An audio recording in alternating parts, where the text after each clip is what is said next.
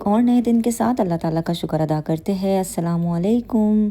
तो जी आज की वीडियो में मैंने कुछ ग्रोसरी ऑर्डर की थी, क्योंकि मैंने आपको बताया था ना लास्ट वीडियो में कि मैं कुछ लंबे टाइम के लिए गई थी पाकिस्तान, जबकि मैं रुक नहीं पाई थी। बट जब गई थी ना तो माइंड में यही था कि 10-15 दिन तक रुकूंगी, बट ऐसा पॉसिबल नहीं हुआ तो मुझे आना पड़ा कुछ रीज़न्स की वजह से। बट ये था कि जब रहना था तो मैंने कुछ ग्रोसरी मंगा ली थी, जिसमें कुछ मसाले थे, मतलब स्पाइसेस थे अच्छे खासे। और हमारी एरिया में ना एक स्पाइसेस की शॉप है, मतलब ग्रोसरी की शॉप है, जैसे ये चावल आटा दालें मसाले ये सारी चीज़ें मिलती हैं ना। तो वहाँ पे जो खुले मसाले मिलते हैं ना, उनके अपने होममेड होते हैं आई थिंक। उसके बड़े अच्छे फ्लेवर्स थे। मैं लाई थी ट्रायल के लिए, बट मैंने उससे जो लास्ट कढ़ाई बनाई थी ना वो बड़ी ही ज़बरदस्त बनी थी। तो बस बाकी मैंने सामान मंगा लिया था, दूध वगैरह, क्योंकि जितना टाइम भी मैं पाकिस्तान में थी ना तो मैं अकेले गई थी, अयान तो था नहीं साथ। तो मैंने अपनी मम्मी को अपने पास बुला लिया था कि मैं बिल्कुल अकेली कैसे रहूँगी इतने बड़े घर में। खैर इतना बड़ा घर भी नहीं है, बट जितना भी है अल्हम्दुलिल्लाह हमारे लिए बहुत है। और साथ साथ दालें मंगवा ली थी, थोड़ी बहुत चावल मंगा लिए थे, और ये सारी चीज़ें मंगवा के मैंने कहा चलो अब इसको जो है ना पूरी तरह से प्रॉपरली सेटअप करते हैं। अच्छा, आप लोग में से जो मेरी वीडियो देख रहे हैं ना, मुझे ये बताइएगा कि जब ये मसाले अगर हम 2-3 महीने के लिए अपने किचन में छोड़ दें जार्स में, तो क्या ये सही रहते हैं? क्योंकि मैं गई थी, मैंने 50-50 ग्राम्स ही मसाले लिए थे, स्पाइसेस कोई ज़्यादा नहीं लिए थे। मुझे पता था मुझे 10-15 दिन ही रुकना है, तो मैंने उसके हिसाब से लिए। बट वही बात है, जब हम जाते हैं ना तो यहाँ दावत वहाँ खाना बाहर खाना, और साथ साथ इंगेजमेंट सेरेमनी भी थी, मैंने आप लोग को बताया था मेरे भांजे की, जिसके लिए स्पेशली मैं गई थी वहाँ पर। तो उसमें भी बिज़ी थी, तो मैंने बस 2 या 3 बार या 4 बार ही पकाया था, ज़्यादा नहीं पकाया था। और 6-7 दिन में तो मेरी वापसी भी हो गई थी। तो अगर मैंने ये स्पाइसेस वहाँ छोड़े हैं तो क्या मैं जब 3 महीने बाद जाऊँगी तो क्या उनको मैं खा सकती हूँ? मतलब मुझे ज़रूर बताइएगा अगर आप लोगों को पता हो इस बारे में। अच्छा, ये जितने भी जार हैं ना, ये सारे मेरे पड़े हुए थे मेरी अपनी बहन के घर पे। पहले है ना हम लोग रेंटेड हाउस में रहते थे, तो जब मैं दुबई शिफ्ट हुई ना तो हमने वो रेंट हाउस खाली किया था। तो मेरे जितने भी सामान था ना, मतलब किचन वाले आइटम्स, वो मैंने उसमें कार्टन में भर के अपनी बहनों के घर पे कुछ सामान इधर कुछ सामान उधर इस तरह से रख दिया था। बाकी बड़ा बड़ा सामान तो था ना, जैसे फर्नीचर है, एसी है, टीवी है, फ्रिज है, वो तो उसी वक्त हम लोगों ने सेल आउट कर दिया था। क्योंकि ऐसा था कि अगर 1 साल 1.5 साल तक हमें यहाँ सेट होने में लगता है और हम वापस नहीं जाते तो ये मशीनरी आइटम तो ख़राब हो जाएगी। तो बस इसीलिए ये सारी चीज़ें तो हम लोगों ने सेल आउट ही कर दी थी। और घर भी जो था वो रेंट का था, तो ऐसा था कि अगर हम लोग इन सारे सामान को रखते भी है तो रेंट देना पड़ता। तो इट्स बेटर कि जब हम लोग इंशाल्लाह जब कभी अपना घर ले या आगे दोबारा से शिफ्ट होते पाकिस्तान में, तो उस वक्त हम नया ले लेंगे। तो बस इस तरह से हम लोगों ने सारा सामान वाइंड अप कर दिया था। और अब जब हमने ये घर लिया ना, काफ़ी टाइम हो गया इसको भी लिए हुए, तो बस यहाँ पर फिर तैयारी शुरू कर दी थी। तो यहाँ पर ऑलमोस्ट सारी चीज़ें ही हम लोगों ने न्यू ली थी। और ये जो मेरे बर्तन वगैरह थे ना, ये कुछ पुराने आपको नज़र आएंगे, क्योंकि ये सब मेरी बहन के पास इनके स्टोर में पड़े थे। अच्छा, मैं 50-50 ग्राम ये मसाले लाई थी, जैसे बेसिक स्पाइसेस होते हैं ना, लाल मिर्च है, जैसे धनिया ज़ीरे का पाउडर है, हल्दी है, गरम मसाला है, पेपरिका पाउडर है, इसी तरह के जो स्पाइसेस थे ना ये सब मैं लेके आई थी, जो ऑलमोस्ट सारे खाने में यूज़ होते हैं। अच्छा, मैं खाने में कोई बहुत ही एक्सपर्ट नहीं हूँ, कोई बहुत ज़्यादा ही कोई एक्सपर्ट नहीं हूँ। हाँ, मेरी अपनी एक्सपर्टीज़ दूसरी चीज़ों में है, लेकिन इसका मतलब ये बिल्कुल भी नहीं है कि मुझे खाना बनाना नहीं आता है। खाना बनाना तो आता ही है, डेफ़िनेटली खाना बनाना एक औरत का ही काम है। मतलब बेसिकली अगर हम देखें ना, बचपन से हम अपनी अम्मी को, बड़ी बहनों को, ससुराल में जाते तो सास को, जेठानियों को, अपनी बड़ी नंदे होती हैं, उन सबको हम इसी चीज़ में हमने अपनी जो घर की औरतों को देखा है ना, वो कुकिंग करते हुए ही देखा है। जिस दौर में हम बड़े हुए ना, मतलब हम बहनें, तो उस दौर में लड़कियों ने घर से बाहर रखना, कदम रखना शुरू किया था। और फिर ये एक ऐसा दौर आया था कि जब लड़कियां कुकिंग भी करती थी और बाहर का काम भी करती थी, मतलब जॉब्स भी करती थी और अपनी घरदारी भी संभालती थी। अच्छा, बहुत सी लड़कियां हमसे पहले भी बाहर निकल चुकी होगी डेफिनेटली। हम जिस इलाके को बिलोंग करते थे, जिन फैमिलीज़ को बिलोंग करते थे, वहाँ पर लड़कियों को बाहर निकलने की इजाज़त नहीं थी। बस घरदारी हो, घर के जो हुनर होते हैं ना, जैसे सिलाई कढ़ाई मेहंदी लगाना, आप ये सीख लो, बाहर जॉब की अलाउड परमिशन नहीं थी। अल्हम्दुलिल्लाह हम उन बाप की बेटियां थी कि जिनको ज़माने का कोई खौफ नहीं था। वो ज़माने के साथ ही बदलना शुरू हो गए थे। अल्लाह मेरे बाप को जन्नत में आला मकाम अता करे, उनकी मग़फ़िरत करे, उनके दर्जात को बुलंद करे कि उन्होंने हम बहनों को अपने पाँव पे खड़ा किया, अपने लिए जीना सिखाया। मेरी है ना हर बेटी के बाप से ये दरख्वास्त है कि वो जो है ना, ख़ानदान की बातों को या अपने इलाके के कुछ लोगों की बातों पे बिल्कुल भी तवज्जो ना दे।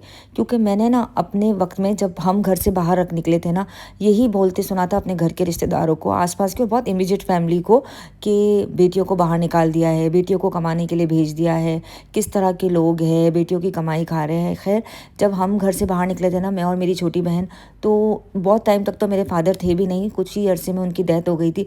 बट इसका पूरा क्रेडिट जो है ना, मैं इसके बाद, अब्बू के बाद, मतलब मेरे बाप के बाद, मैं अपनी माँ को दूंगी, जिन्होंने दुनिया की ये सारी बातें सुनी कि बेटियाँ इतना दूर काम करने जा रही है, पार्लर में जॉब कर रही है, स्कूल पढ़ा रही है, आप यहाँ रहते हो।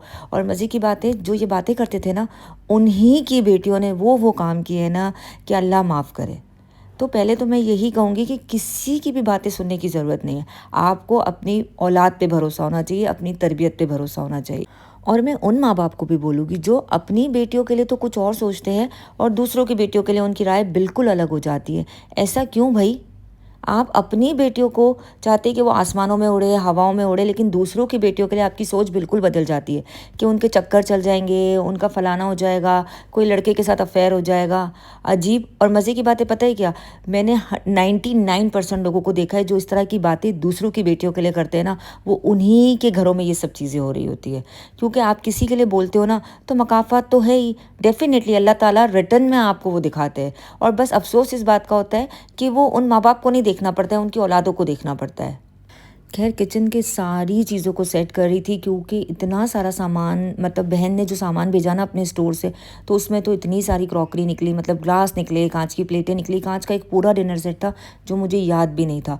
और अल्लाह ताला का शुक्र अदा कर रही थी कि अच्छा ही हुआ कि मैंने दुबई से उसे बाय नहीं किया, क्योंकि एक तो इतना वज़न लेके वहाँ जाती और ऑलरेडी वहाँ पर पड़ा था, जो मैं बिल्कुल भूल चुकी थी। अच्छा, ये जो बॉक्सेस आपने देखे ना, अभी मैंने नीचे वाले ड्रॉ में डाले, ये भी मैं दुबई से लाई थी। जग ग्लास बहुत ही ज़बरदस्त थे और ये मुझे इतने चीप मिले थे। आपको पता है, मुझे जस्ट 20 दिरहम का एक बॉक्स मिला था।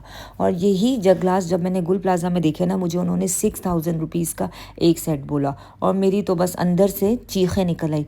मतलब ऐसा नहीं मैंने ज़ोर से कोई चीखा, हाँ, लेकिन अंदर से जो चीखें निकलती है ना, वैसी चीखें निकल आई थी। तो मैंने कहा अरे बाबा, इतना डिफरेंस। और फिर उन दुकान वालों से बातचीत की ना, तो पता चला कि टैक्स इतना ज़्यादा लग जाता है चीज़ों, तो उनको ना अपने प्रोडक्ट के रेट्स हाई ही रखने पड़ते हैं। और डेफिनेटली यार, हर कोई तो नहीं आ रहा होता है जो ले आए, और मैं भी इस बार ले आई थी। ज़ाहिर है हर बार तो मेरे हस्बैंड भी नहीं कहेंगे कि ये भी ले जाओ, वो भी ले जाओ, क्योंकि इन सब चीज़ों को ना कैरी करके लाना बहुत मुश्किल होता है।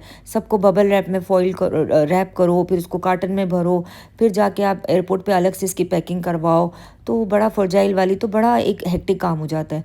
तो ये हर बार तो ऑब्वियस है मेरे हस्बैंड भी मुझे ये सब चीज़ें नहीं करने देंगे। अच्छा खैर, फिर बाकी जितनी भी ग्रोसरी थी ना, उन सबको भी मैंने जगह पे रखना शुरू किया, ताकि सारी चीज़ें प्रॉपर अपनी जगह पर हो जाए। और ये बिल्कुल, जब मैं दुबई से पाकिस्तान पहुंची थी ना, तो ये वेरी फर्स्ट डे या सेकंड डे का ही व्लॉग है, बहुत ज़्यादा लेट नहीं था। और इसके बाद तकरीबन मैं 7 डेज़ रुकी थी, तो मैंने तकरीबन 3 से 4 बार खाना पका लिया था। और हाँ, नाश्ता ब्रेकफास्ट में डेली बनाती थी, क्योंकि मम्मी मेरे पास थे ना, तो उन्हें एक प्रॉपर नाश्ता चाहिए होता था। अदरवाइज़ उनकी पोतियाँ है ना, मेरा दिमाग खा जाती कि दादी को आपने ये नहीं दिया, दादी को आपने वैसे नहीं दिया, हमारी दादी नाश्ते में ये खाती है, हमारी दादी को नाश्ते में पेट भर के खाना चाहिए होता है। अरे बाबा, ऐसा लगता है कभी कभी कि मेरी तो कुछ लगती ही नहीं है, सिर्फ घर के बच्चों की वो दादी है। बट अल्हम्दुलिल्लाह, अल्हम्दुलिल्लाह, अल्लाह ताला का लाखों करोड़ों एहसान है कि अल्लाह ताला ने इतने मोहब्बत करने वाले बच्चे दिए हैं। घर का प्रॉपर व्लॉग तो मैं नहीं बना सकी, क्योंकि अल्हम्दुलिल्लाह माशाल्लाह घर बहुत अच्छा बना था। और इंशाल्लाह जितना भी आगे के व्लॉग्स में आप देखोगे ना, थोड़ा बहुत तो आप लोग जज कर लोगे। एक मैंने ना छोटा सा क्लिप लिया था जिसमें पूरा घर नज़र आ रहा था, तो इंशाल्लाह आगे के किसी व्लॉग में वो ऐड कर दूँगी ना, तो आप लोग ज़रूर देखिएगा। और जब अब दोबारा कभी जाऊँगी ना, तो प्रॉपरली है ना व्लॉग शूट करूँगी अपने घर का, हर कमरे का।